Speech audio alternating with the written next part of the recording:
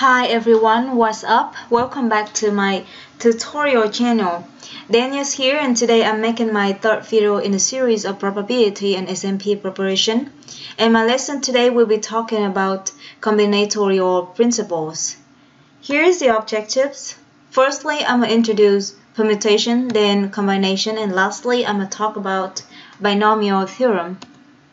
So let's get started. Firstly, permutation.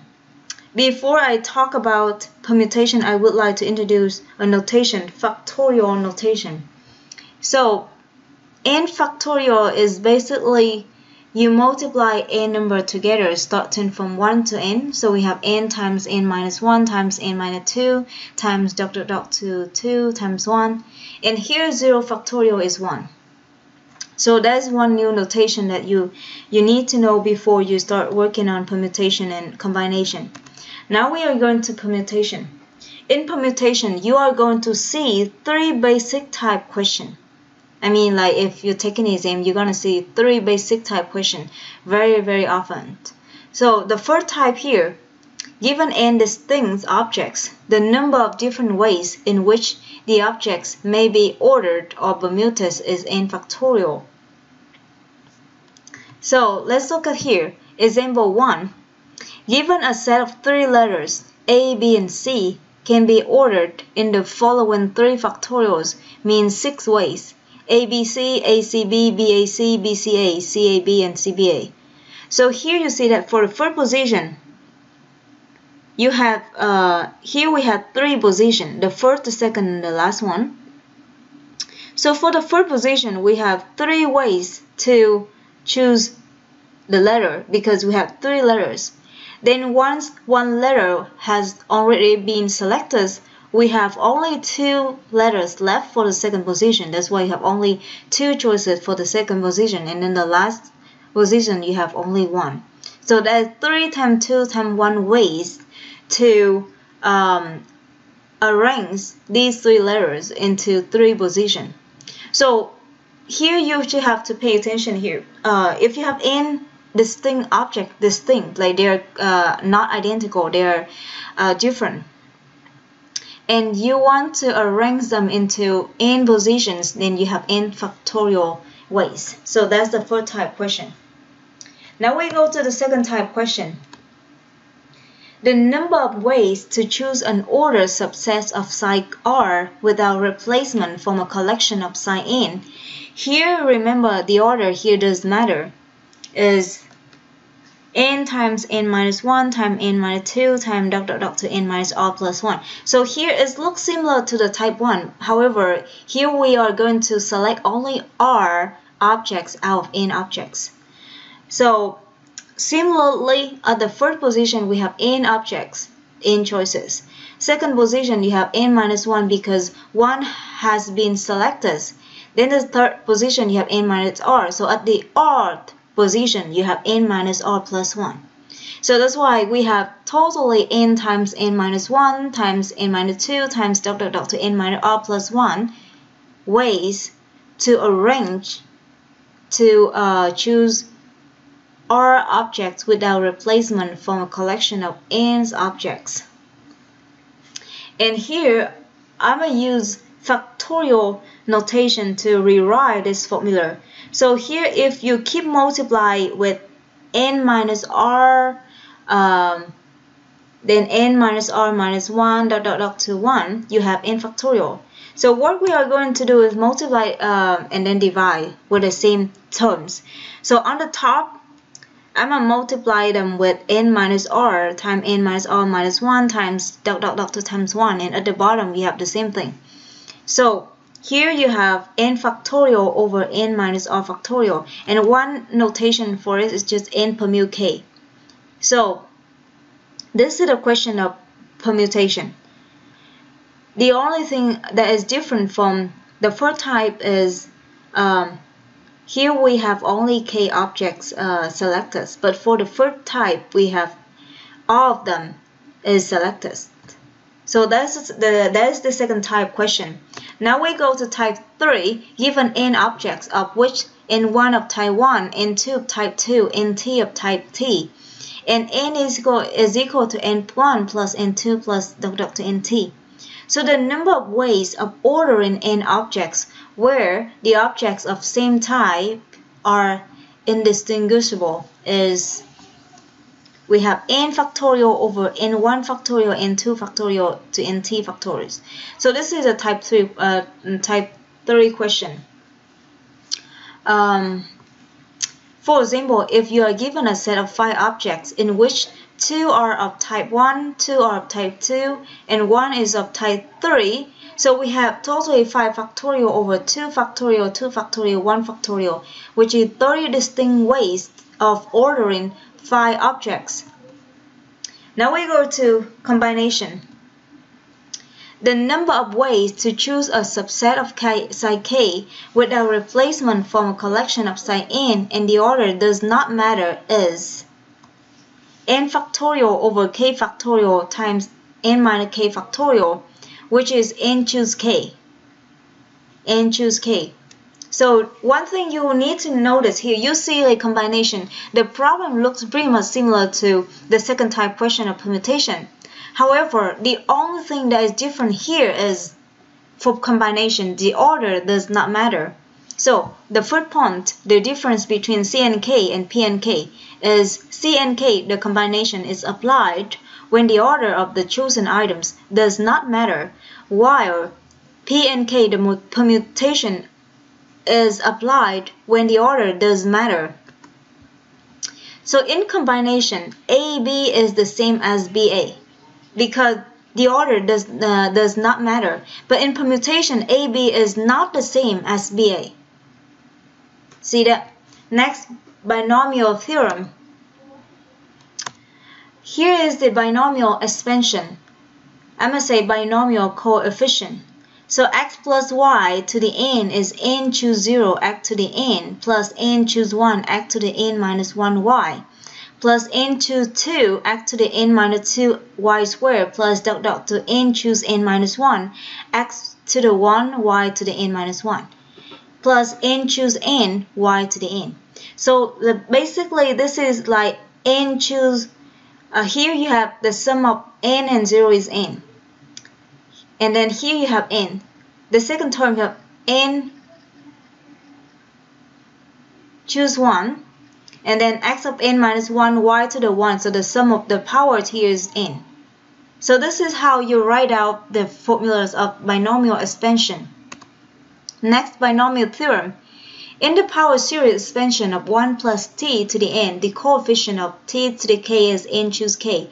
And one more thing, the multinomial theorem in the power series of expansion of t1 plus t2 plus dot to ts to the n, where n is the positive integer, the coefficient of t1 to the k1, t2 to the k2, ts to the ks, where k1 plus k2 plus dot to ks is n, is n choose k1, k2 to ks, and that's equal to n factorial over k1 factorial, k2 factorial, ks factorial. Usually on the exam, you don't have to know detail because it's very rare that you are going to see multinomial theorem and binomial theorem.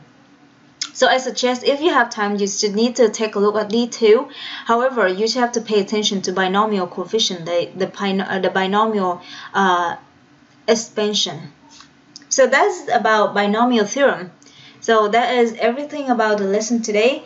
Now we are going to work on some practice. The first problems.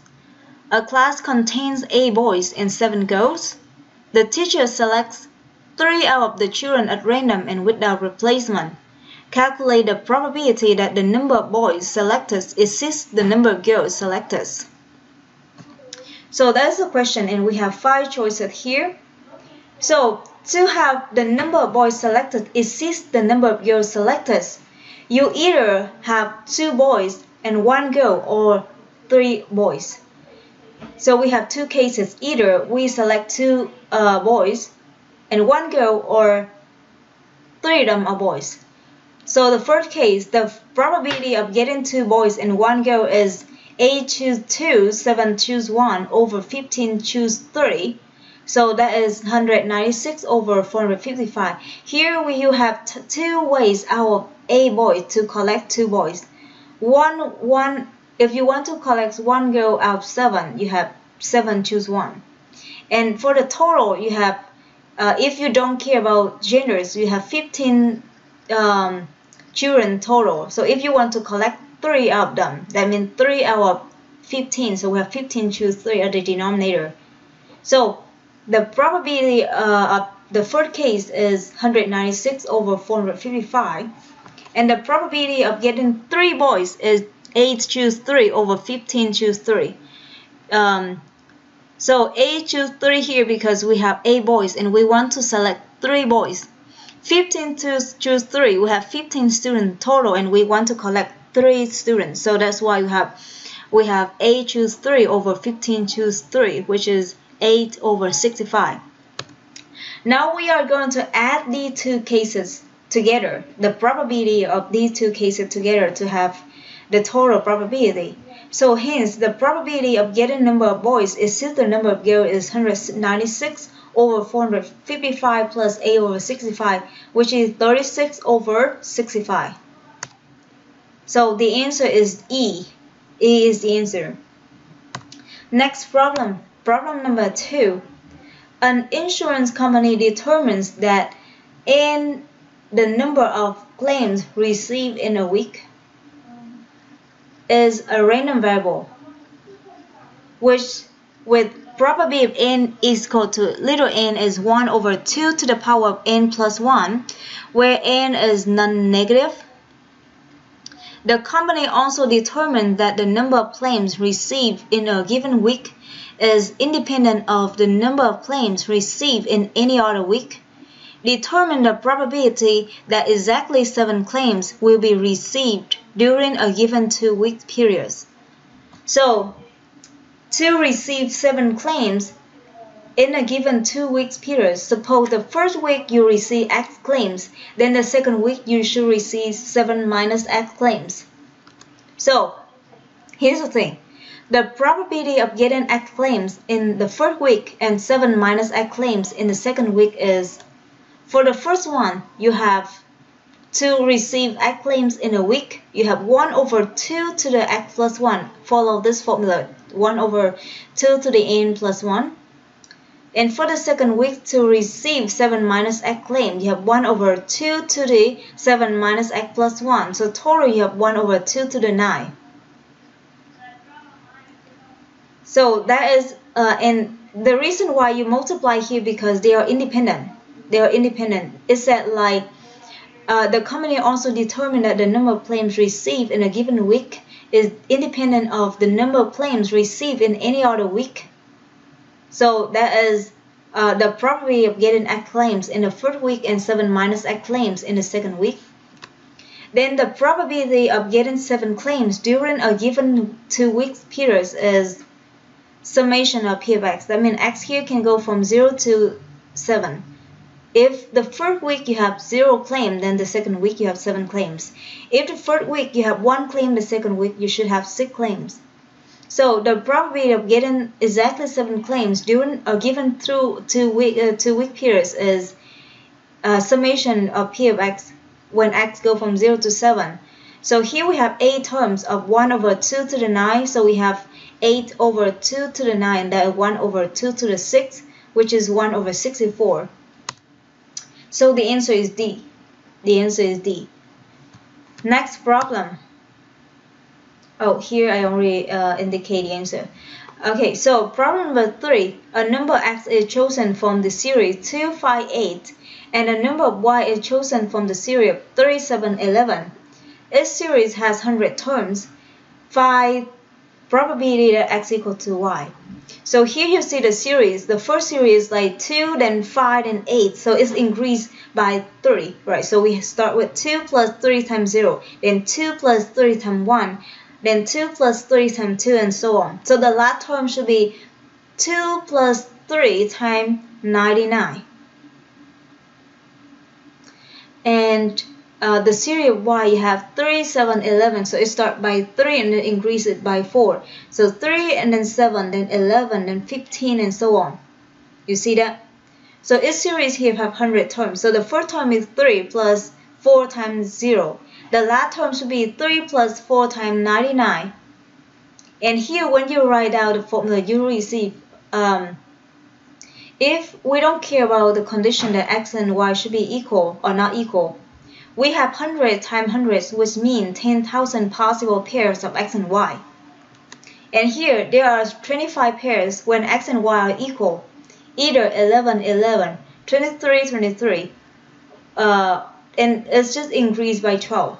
And the last pair should be 299, 299. You can write out the formula and you can see it. So here we have totally 10,000 possible pairs of x and y, but we have only 25 pairs of which x and y are equal.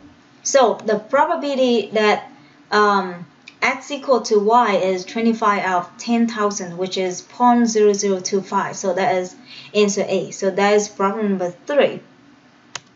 Next problem, number 4. There are 97 men and 3 women in an organization. A committee of 5 people is chosen at random, and one of these 5 is randomly designated as chairperson. What is the committee includes 3 women and has one of the women as chairperson? So here we have like totally 100 people in an organization. 97 people are men and 3 are women. And we want to select a committee of 5 people, and we choose at random. And we expect that one of these 5 is randomly designated as chairperson. So the probability that the committee includes 3 women and has one of the women as chairperson is, we have 3 women and 2 men, and in 3 women, 1 woman will be selected as a chairperson. So here we think about conditional probability, because when the women have already been selected, we start the second process of choosing the chairperson. So we have conditional probability here, conditional events. First of all, the chosen committee should include 3 women, 2 men, and one of the 3 women is chairperson. So the probability that a committee includes 3 women is probability of A. So A is the event that the committee includes 3 women and 2 men. So we have 3 choose 3. That means we have 3 women out of 3. Time with 97 choose 2, because we choose 2 men out of 97 men. Over 100 choose 5, because we have 100 people and we try to choose 5 people. So totally we have 5 times 97, 90. Here 3 choose 3 is 1, so we can ignore it. 97 choose 2, you have 97 factorial over 2 factorial, 95 factorial. And for 100 choose 5, you have 100 factorials over 5 factorial, 95 factorial. So we kind of flip it up. And 95 factorials cancel with 95 factorial, you have 5 factorial times 97 factorials over 2 factorials, 100 factorial. Now we have probability that the chairperson is a woman, given that 3 women and 2 men are chosen. So the reason why we think about conditional events here is we are going to choose this chairperson after 5 people of committees have been selected. So that is the second process when one event has already occurred. So here probably be given A is 3 out of 5, because we have 5 people, we have 3 women and 2 men. So the probability of getting a woman is 3 out of 5. Now we think about the probability that the committee includes 3 women and one of them is the chairperson. So basically it's a probability of A and B. So we use multiplication rule. You multiply these 2 together. You have 5 factorials, 97 factorials over 2 factorial, 100 factorial times 3 out of 5. So we see that 97 here, you have 5 factorial cancel with 5, you have 4 factorial. And you have 3 on the top and you have 2 factorial at the bottom. So the answer of this question is, let's see, A. I forgot to include the answer here. So A is the answer of this question. So thank you so much for watching, and I hope you guys enjoyed my video. This video is kind of short because you know, like for SMP, the topics of combinatorial principle is not too much. Usually you're gonna see maybe very few question, and it's not too hard. Usually the hard question will go to the next few chapters. Start from chapter 4 to chapter 10. You're gonna see more questions that will be given in the exam. So thank you so much. My video today is shorter than the others because I think I don't need to focus too much on this topics because it's not hard. This topic is kind of easy, and you won't see too much question of these on the exam. Maybe just one or two. So alright, thank you so much, and see you on the next video. Bye. And by the way, wish you all peace and, you know, like happy Mother Days. Okay, bye bye and good luck.